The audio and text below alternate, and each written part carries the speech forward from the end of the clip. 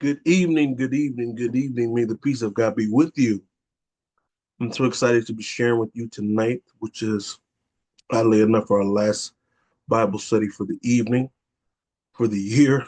This next week is Christmas, and we'll lead into Kwanzaa and celebrate this new year called 2025, which I am excited about. But right now, I'm excited to be with you on Facebook and on YouTube, and I pray that you've had a great day, and I pray that you've experienced God's love, God's mercy, God's joy, God's peace and love in the spirit of Advent. And tonight we're going to be talking about accepting the challenge. The last 2 weeks has been an overview, sort of setting the uh, ground for what I wanted to build upon for the next several weeks and months about accepting the challenge, how to view challenges, and to adapt a different perspective and to see challenges as an invitation for our spiritual development, our self development, our theological enrichment and expansion. Rakim says, and I ain't no joke, no microphone thing. Constant elevation causes expansion, meaning when we think on higher levels, we expand in each area of our life. So the last 2 weeks were about setting the tone, if you would. But tonight I want to jump into what I want to do. It's going to be more topical, dealing with a specific challenge that we all face. And tonight's study is about accepting the challenge of fear. Accepting the challenge of fear. So I'll pray. I have a lot to get to, so hopefully I won't overload you tonight, but I'll open up in a word of prayer, then X and take it from there.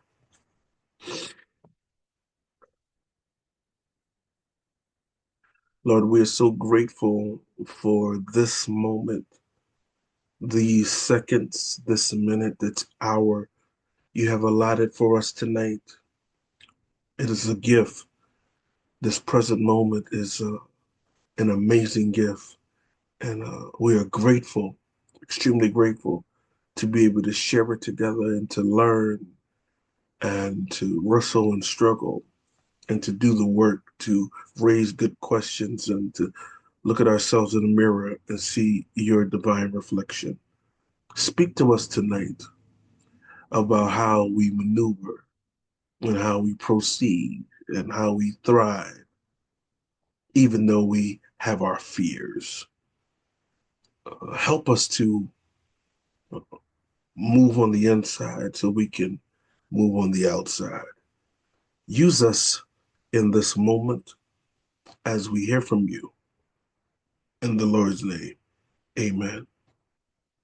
Accepting the challenge of fear, simply put, we only have two options when it comes to fear. We'll either control the fear or the fear will control us. Only two options. We're either working on controlling our fears or our fears will control us. Or if they use the illustration, it's like going in a car. Fear is in the car, but the key is not allowing fear to get in the driver's seat and take over the vehicle. Fear can be a passenger, back seat, in the trunk, on the roof. Fear is always going to be there, but fear cannot impede the journey to our destinies from taking place. So it's not so much about being fearless, but how do we spiritually and how do we uh, have correctives and how do we develop spiritual practices on a day by day basis to help us manage, evacuate, minimize, and shrink down our fears? Because it's only two options. We're either handling our fears or our fears are handling us. There are three factors I want to point to tonight that speaks to this idea of when we are drowning in fear. And here's the I don't want to come off like well, let me put it like this.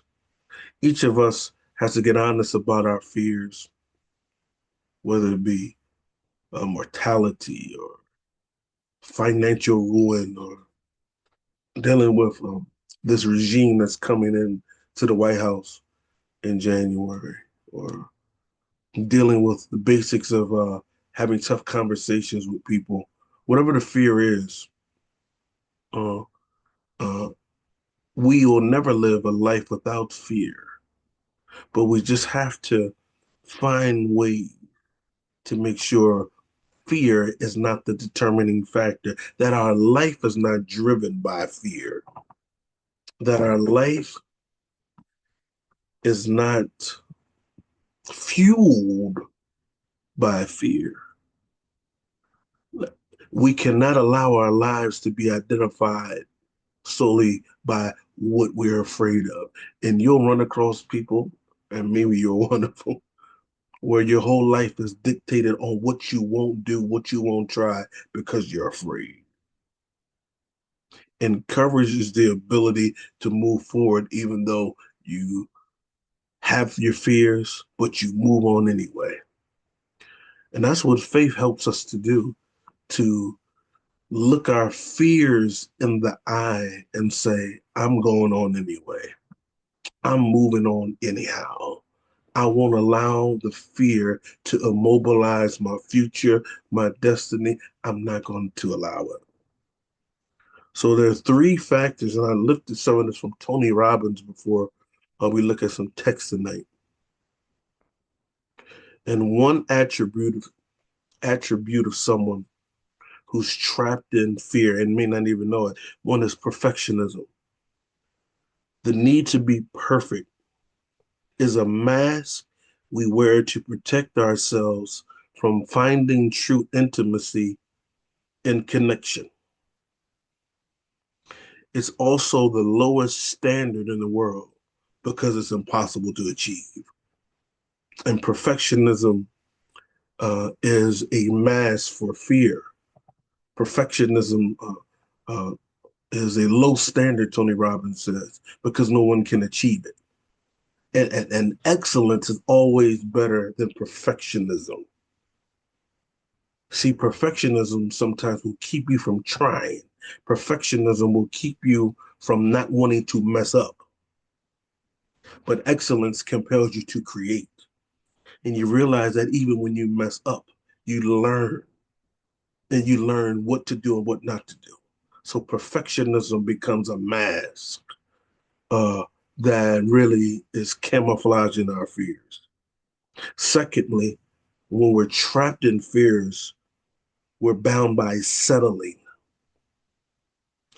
Settling for less than you deserve is a powerful indicator you're not letting your need is a powerful indicator you're letting your need for certainty run your life. One of my favorite books I'm gonna reread for the reread before the year is out. That on one of my shelves somewhere in there. It's called The Power of Uncertainty. And it speaks to we need to let go of our certainties if we're going to experience divine happenings, mystical occurrences, and God's hand move.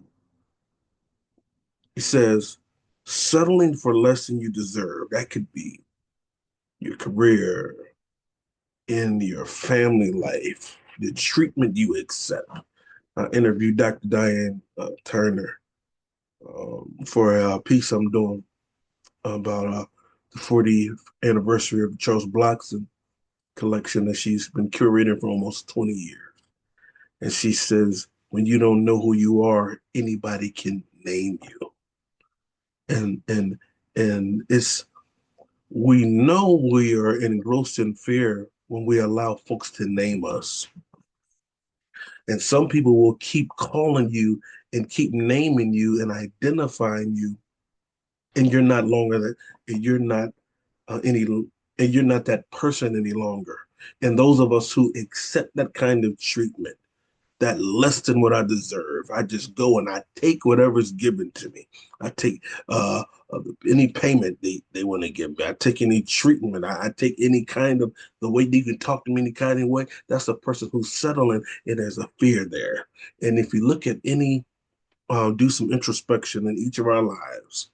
I wish I'd started with this because fear is transferred. It's transferable. So you learn to have a fear of airplanes because somebody taught that to you. They said babies only born with the fear of loud noises and falling, I believe. Every other fear we have to learn and perfect on our own. So a lot of our fears are learned and transferred from generation to generation. No, we don't leave this city. We don't leave this town. We don't try things. We don't move. No, no, no, no, no. And we create this fear blockade, this stronghold, as churchy folks say, and and fear becomes the driving force in our life, and we start to settle for less than what we deserve. And it's a powerful indicator that we're letting our need for certainty run our life. If we don't have an extraordinary, passionate relationship or a job we love, or something that we love that makes us want to wake up and get to going to grab, we're living in a fear based existence.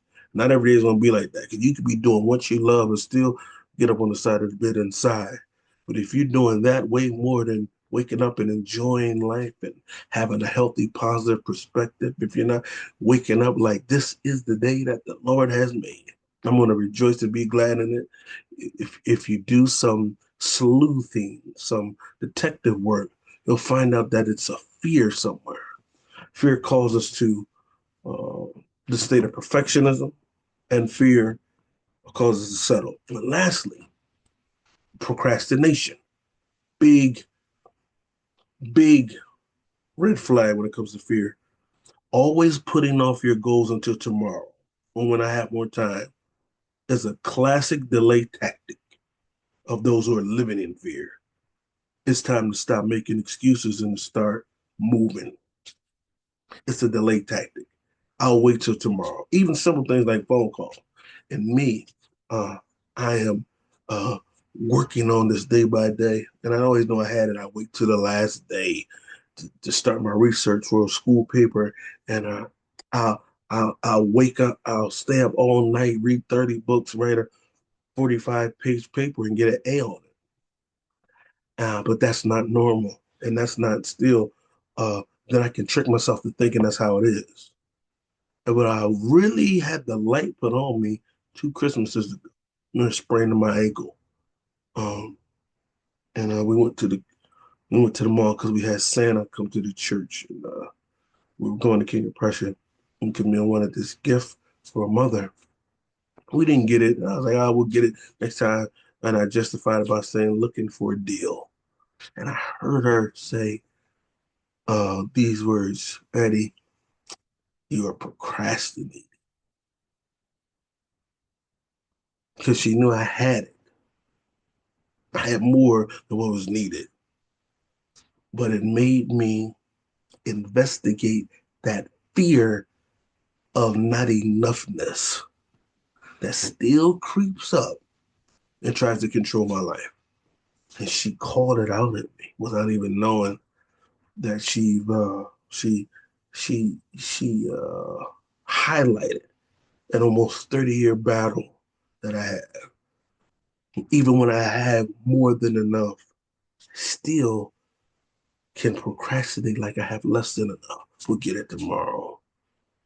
Becoming a hoarder of resources, of ideas.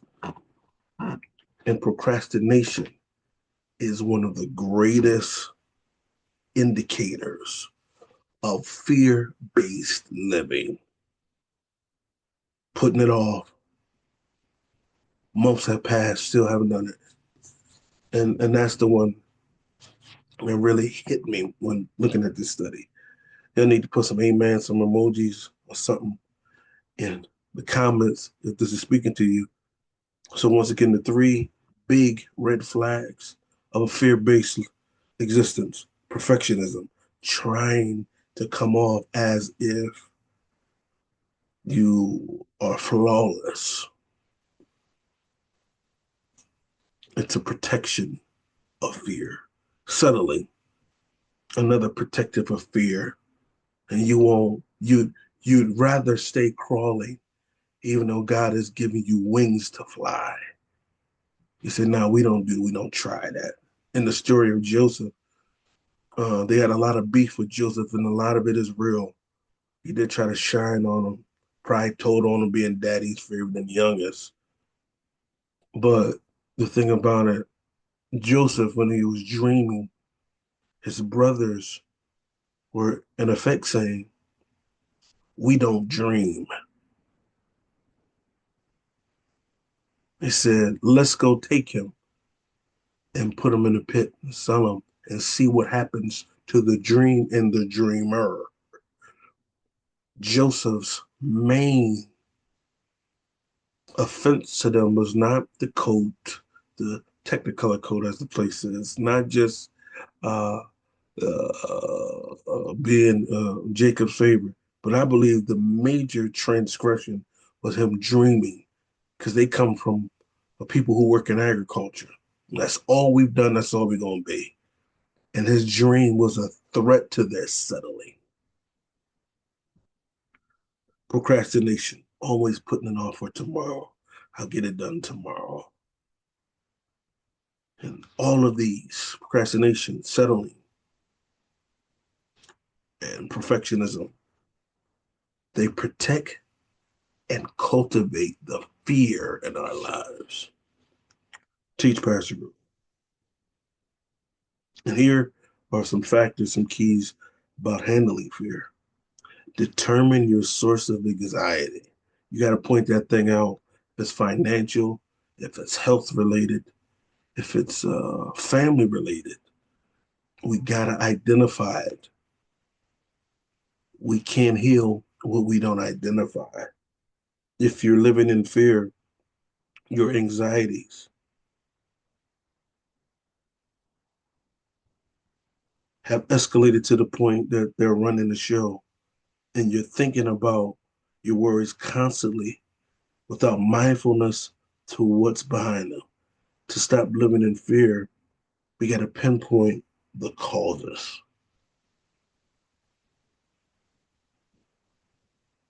Got to pinpoint those causes. We got to determine the source of it. And we got to recognize, secondly, that life happens.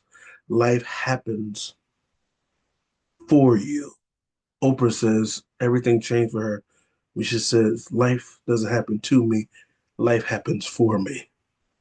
Even the difficulty is on my side. Even the challenges that we're talking about today is working for me. And that's how I view all things work together for good. Not all things are good, because there's a lot of bad, a lot of evil, a lot of heartbreak. That's not good. But it works out for my good when I can learn, develop, and I take control of the narrative.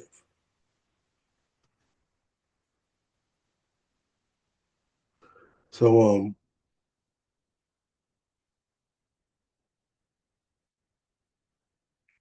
life happens for me.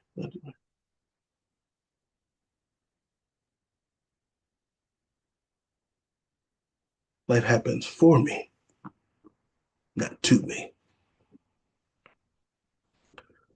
To truly understand this concept is the first step to fulfillment. When you put an end to the blame game and stop becoming the master, you start becoming the master of your own destiny. You become a co-creator and co-partner with God, and endless possibilities open up to you. Life happens for me. God is for me. This day is for me. This moment is for me. It's not against me. And thirdly, we turn our shoulds into must. I should go work out. Be talking to me. I should work out. I must work out. Should still leaves room for evacuation, should leave room for excuses, should leave room for victimization, but is and must is a different standard. Must, M-U-S-T. It's a must. It's a different way of thinking. It's a non-negotiable. So to deal with fears, I can't say, well, I should meditate today. I should pray today. I must. I know they were saying, what's his name? He's the father of the Protestant Christianity, Martin Luther. Where Lutheranism, you see a Lutheran church, this is named after Martin Luther, who challenged the Catholic Church and started a movement where Baptists and Methodists and Pentecostals and the like come out. And he says his schedule was so busy and he had so much to do that I must get up earlier and read and pray for 3 hours before my day starts. He said he's so busy that he must get up early. It wasn't a should, it became a must. And we can handle and manage and minimize fear when we let go of our shoulds and let them become musts.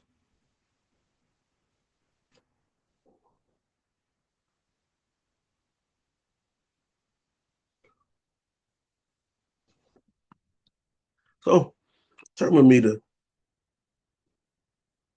Psalms 27. Psalms 27. I can find it.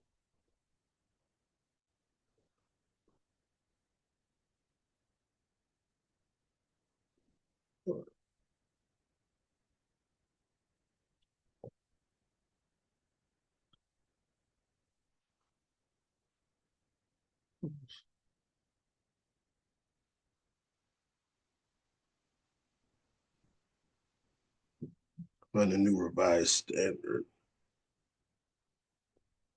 Okay, here it is. And it's written, tradition says it's David, and scholars go back and forth about that. But I believe that is written not when you are about to go in a situation, or not even when you're coming out. I believe this is written and thought about while you're in the challenge. Because when you're in a challenge, you have to remind and reaffirm everything you believe. And nothing brings out what you really believe like a challenge. You'll find out if you really believe that God heals, that God provides, that God protects, that there are other opportunities, that there are other ravens God can send to you, that God still has a cattle on 1,000 hills, and all those cliches we testify, preach about, and sing about. We find out if we really believe those things when a challenge presents itself. And I believe Psalms 27 captures someone in the midst of a challenge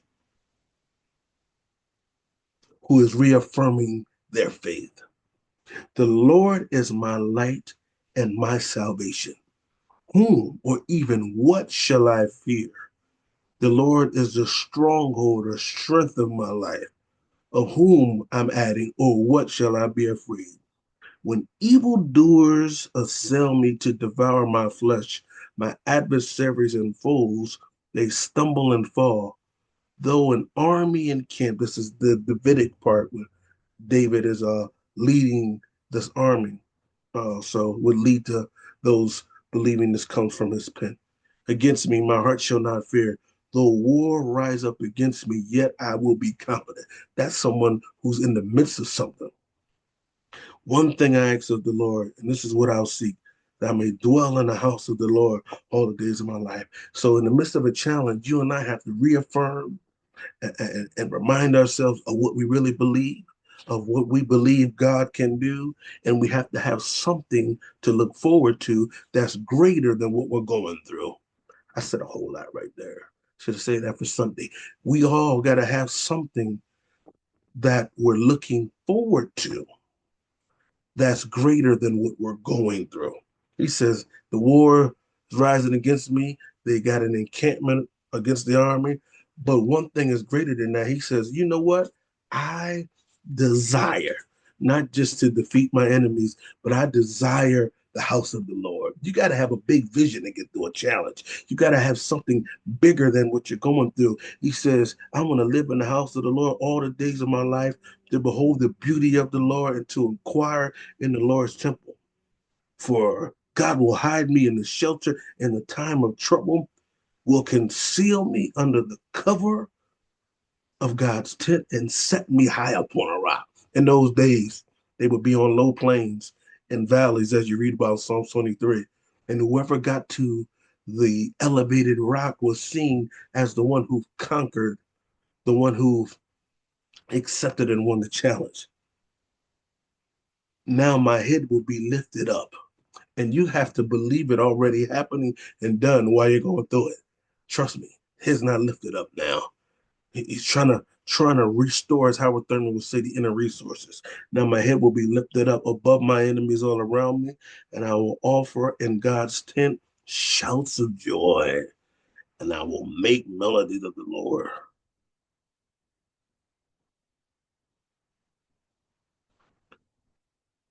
Yes, so that's Psalms 27. And it ends like this: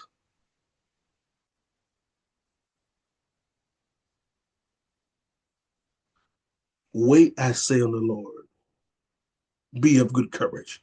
Wait, I say on the Lord. It's the same words for courage when challenges come, as we've been reading in Joshua chapter 1.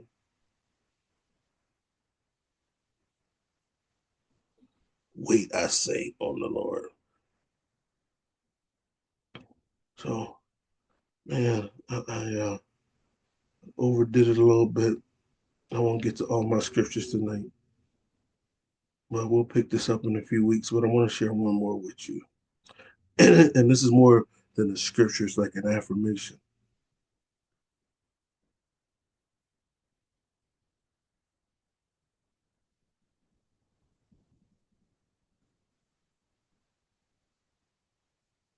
First John 4.